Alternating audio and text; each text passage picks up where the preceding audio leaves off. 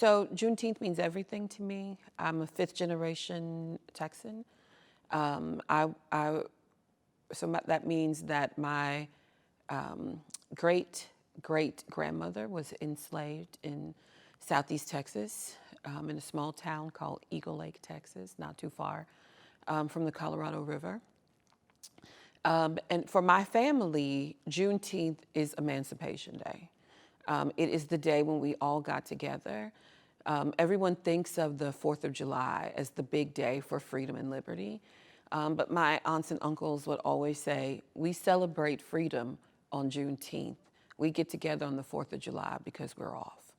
Because in truth, that day really is not about freedom and emancipation for people who are descendants of formerly enslaved anywhere in the United States, but certainly not in the state of Texas, where we have this sort of clear connection to a date to remember and to reflect on Juneteenth.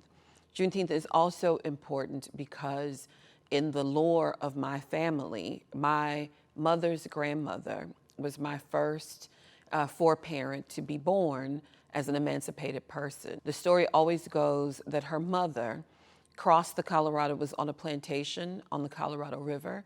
She crossed the Colorado River, which is not an insubstantial river, into the town where my family still calls home.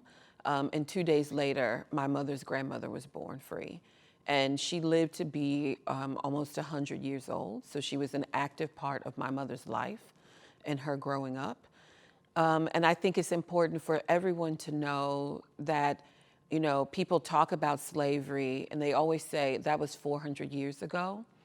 But in my family, it wasn't, you know. So my mother was a teenager, picked cotton in the same fields as her after-school job, in the same fields where her father picked cotton, where his mother picked cotton, and where her mother, who was an enslaved person, picked cotton.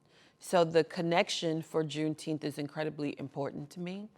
And it's as a person whose family is directly impacted by the place where the holiday originates, it means everything to me about how I think about my relationship to this country, about what it means to be free, and the work I do in the study of the law, and in the study of history, and the study of people.